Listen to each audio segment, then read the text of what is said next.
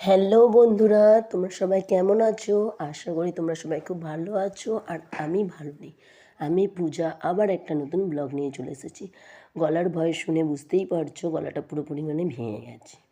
আর শরীরটা খুব খারাপ, আমার খুব জ্বর এসছে, কাশি ঠান্ডা, তাই ব্লগগুলো দিতে পারছি না, কারণ ব্লগ এডিটিং করতে পারছি না গলার জন্য। তো তোমাদেরকে শেয়ার করবো কি, এটা ছিল কালী পুজোর দ্বিতীয় দিন। তাই আমি আমার মা আর বৌমনি প্ল্যানিং করেছিলাম, অনেক দিন ধরেই করছিলাম যে নৈহাটি যাব বড় মার কাছে দর্শন করতে, কিন্তু হয়ে উঠছিল না। বলে না, মা না ডাকলে যাওয়া যায় না, সেই রকমই একটা ব্যাপার। তাই মা ডেকেছিল ঠিক কালী পুজোর পরের দিনই। আগের বছরও রেডি হয়েছিলাম, যেতে পারিনি, এবছর ফাইনালি যেতে পারলাম। আর দেখো নৈহাটিতে কী পরিমাণে ভিড় আছে। আর ব্লগটা শুরুই করেছি স্টেশন থেকে, পান্ডা স্টেশন থেকে। নৈহাটিতে কী পরিমাণ ভিড় আছে। আর দেখো এখানে দুই পাশে কত দোকানপাট বসেছে। আর আমরা এসেছিলাম 3:30 ট্রেনে, পান্ডা থেকে এসেছিলাম।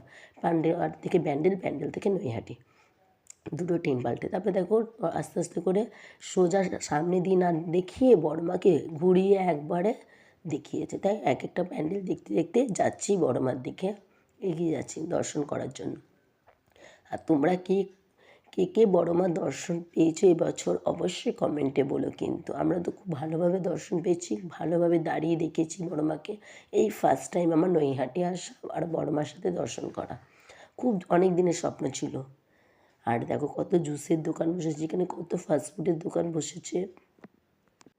যে এখান দিয়ে যেটা যাচ্ছি, এটা হলো গঙ্গার পাশে পার্ক আছে, পার্কের পাশ থেকে এইগুলো সব স্টল বসেছে খাবার। আর এই দেখো এখানে কি সুন্দর চটের ব্যাগ, ঘর সাজাবো জিনিসপত্র পাওয়া যাচ্ছে। আমার তো খুবই ভালো লাগছিল। তা আমার মায়ের এটা পছন্দ হয়েছে, তা আমার মা এটা নিয়েছে। আরও অনেক কিছু কেনাকাটা করছি। দেখো এখানে ট্যাটু পড়ছে, চাইনা মেহেন্দি পড়ছে, ফুচকা স্টল। আর ভিড়, মারাত্মক ভিড় ছিল। তখন বাজে 4টের দিকে, 4টে 4:30 দিকে হয়তো বাজে। আর দেখো এখানে সব রোল চাউমিনের দোকান। আমরা তো রোল চাউমিন খেতে পারবো না, কারণ আমাদের ছট পুজো, আমরা তো নিরামিষ খেতে হয় কার্তিক মাস ঢুকে গেলে। আর দেখো এখানে একটা প্যান্ডেল, বড় প্যান্ডেল করছে, আর কত সুন্দর প্রতিমা করেছে। আর দেখো এসেই ফার্স্টে আমি ভেবেছি এটাই বড় মা, কিন্তু না, এটা ছিল ছোটো মা। আমি মাকে বলছি, মা এটাই বড় মা। আমি মা তো প্রণাম করে মনস্কামনা করেছি। কিন্তু আস্তে আস্তে যখন এগিয়ে যায়, বৌমনি বলছে, না গো পূজা, এটা বড় মা না, বড় মার মন্দিরের সামনেই বড় মাকে করে। এই দেখো বড় মার মন্দির, আর এখানে লাইভ চলছিল। আর এই দেখো বড় মার, দূর থেকেই বড় মাকে দেখতে পাচ্ছি, যে কখন সামনে যাব, কখন ওনার দর্শনটা পাবো। এই দেখো বড় মা, চোখের সামনে বড় মাকে দেখতে পেলাম, অনেক দিনের স্বপ্ন পূরণ হয়েছে। খুব ভালো লাগলো বড় মার সাথে দর্শন নিয়ে। সকলেরই ধর্ম যার যার, বড় মা সবার। সত্যি আমি কোনোদিন কল্পনাতে ভাবিনি বড় মার সাথে দর্শন পেতে পারবো। দেখো ভিড় কীরকম পরিমাণে। তাও আমি ক্যামেরা অন করে তোমাদের সাথে যেটুকু ভিডিও ক্লিপ নিতে পেরেছি। আর ভিড় দেখো ভালো মতন, আর ঘেমে তো শান হয়ে গেছি। আর দেখো মেজো মা, সব মায়ের সাথে ভালো মতন দর্শন নিয়ে আশীর্বাদ নিয়ে এসেছি। মেজো মার এখানেও ভালোই ভিড় ছিল।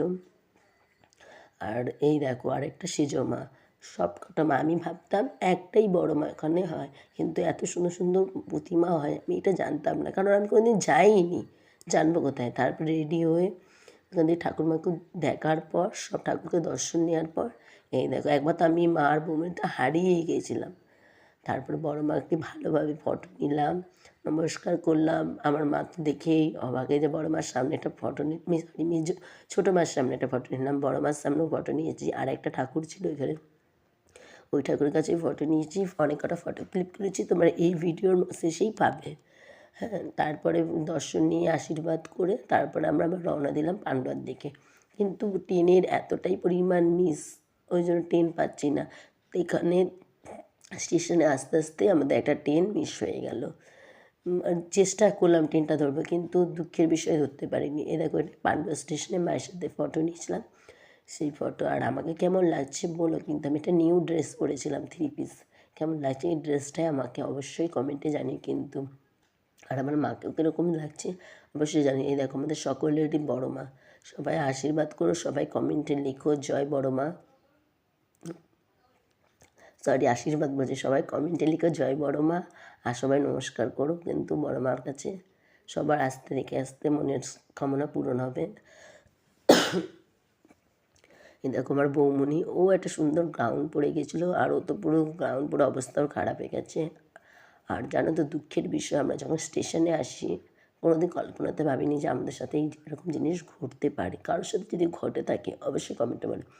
আমাদের নৈহাটি 1 নম্বর প্ল্যাটফর্মে যখন সিঁড়ি দিয়ে বয়ে ওপরে উঠবো তখন পুলিশ ঘিরে রেখেছে। আমরা জানি না কী কারণে ঘিরে রেখেছে। এসেই দেখি একটা ডেড বডি প্লাস্টিকে করে ওনাকে নিয়ে যাওয়া হচ্ছে। ওই ডেড বডি দেখে আমার তো হাত পা কাঁপতে শুরু হয়ে গেছে, মাথা ব্যথা ঘুরে গেছে দেখে খুব টেনশানে পড়ে গেছি আমি। তাও আমার মা এমনি অসুস্থ, দুজনে দেখছে হাত পা কাঁপছে।